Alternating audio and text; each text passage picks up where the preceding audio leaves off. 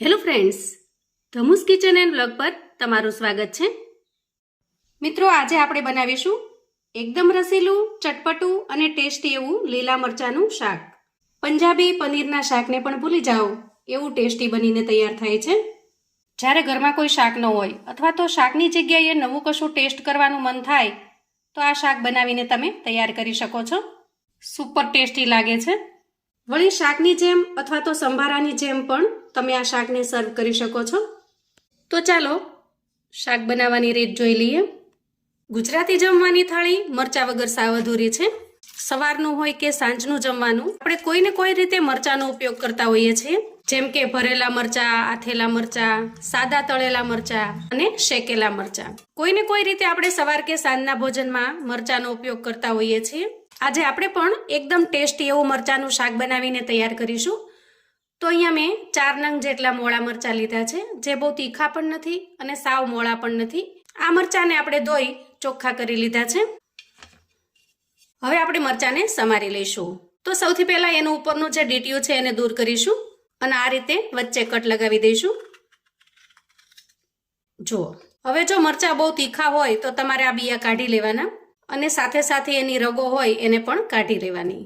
અને મરચાં જો સાવ મોળા હોય અથવા તો મીડિયમ તીખા હોય તો આ રગને તમારે રહેવા દેવાની. તમારી ચોઈસ છે કે તમારે બિયા અને રગને રાખવા છે અથવા તો કાઢી નાખવા છે. તો અહીંયા આ રીતે બધા જ મરચાંને આપણે સમારી લેવાના છે. તો જુઓ, અહીંયા બધા જ મરચાંમાંથી આપણે રગ અને બિયા અલગ કરી લીધા છે. હવે સમારીને તૈયાર કરેલા મરચાંને આપણે બીજી એક પ્લેટની અંદર લઈ લઈએ અને આ રીતે જે બે ભાગની અંદર આપણે મરચાં કરેલા છે એના પીસ કરી લઈએ. જુઓ, આ રીતે થોડા મીડિયમ સાઇઝના પીસ રાખવાના, એકદમ સાવ નાના પીસ નહીં કરીએ. તો મરચાંનું શાક હોવાથી મરચાંના પીસ થોડા ઘણા દેખાય એ રીતે આપણે સહેજ મોટા કટ કરી લેવાના છે. તો આજનું શાક છે એકદમ સિમ્પલ રીતે બને છે. કોઈ ઝાઝી તામઝામ નહીં, કોઈ ઝાઝી તૈયારી નહીં અને ફટાફટથી તમે મરચાં સમારો અને મસાલા કરી લો. માત્ર 5 મિનિટની અંદર આ શાક તમે બનાવી શકો છો. તો જુઓ, અહીંયા મરચાંને આપણે સમારીને તૈયાર કરી લીધા છે. હવે આપણે ગેસ તરફ જઈશું.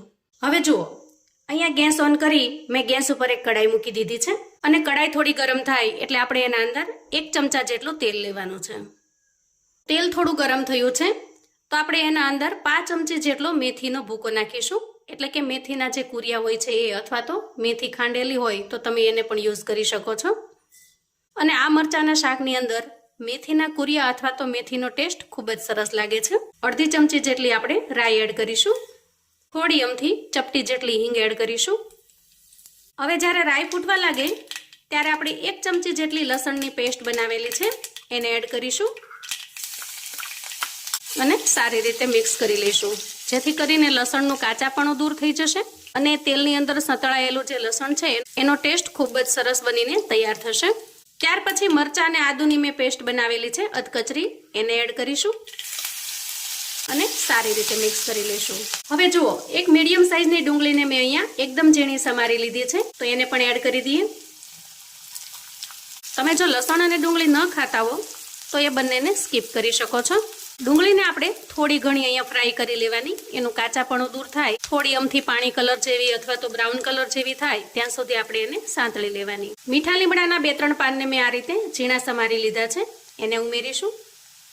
અને એક ટમેટું મીડિયમ સાઇઝનું જેને મેં ઝીણું ઝીણું કટ કરી લીધું છે, એકદમ ઝીણા પીસની અંદર મેં સમારી લીધું છે, એને ઉમેરીશું અને સારી રીતે મિક્સ કરી લઈશું. ટમેટાને આપણે આ રીતે સ્પેચ્યુલાની મદદથી થોડા દબાવીશું. ચડી જશે એટલે એકદમ સરસ સારી રીતે મેશ થઈ જશે અને થોડું પ્યુરી ટાઈપ બની જશે. હવે આ રીતે ટમેટા અને ડુંગળી સરસ મિક્સ થઈ જાય એ સમયે આપણે 2 ચમચી જેટલો ચણાનો લોટ એડ કરીશું. હવે આપણે મસાલા કરી લઈશું. તો સ્વાદ પ્રમાણે મીઠું એડ કરીશું, 1 ચમચી ધાણા જીરું પાવડર એડ કરીશું, 5 ચમચી હળદર ઉમેરીશું અને 1 ચમચી કાશ્મીરી લાલ મરચું પાવડર એડ કરીશું અને સારી રીતે મિક્સ કરી લઈશું. તો કાશ્મીરી લાલ મરચું છે એમાં તીખાશ હોતી નથી, એનાથી માત્ર ખૂબ સરસ કલર આવે છે. તમારે જો વધારે સ્પાઇસી બનાવવું હોય તો જે રેગ્યુલર મરચું છે એને પણ થોડું ઉમેરી દેવાનું. અહીંયા તમારે મરચાં કેટલા મોળા છે, કેટલા તીખા છે એ પ્રમાણે સ્પાઇસી બનાવવાનું.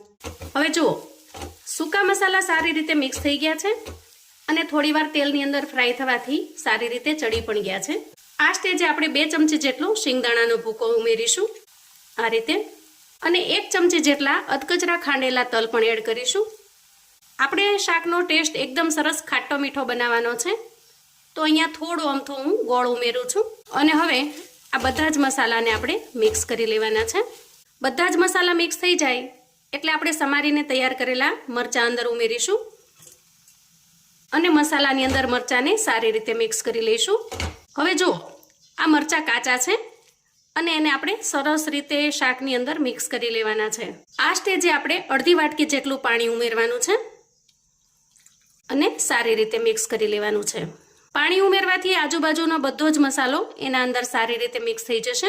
બધું જ સારી રીતે મિક્સ થઈ જાય એટલે આપણે થોડીવાર માટે ઢાંકણ ઢાંકીશું અને અંદાજે 2 મિનિટ સુધી ગ્રેવીની અંદર ચાને ચડવા દેશું. તો 2 મિનિટ પછી આપણે શાકને ચેક કરી લઈએ.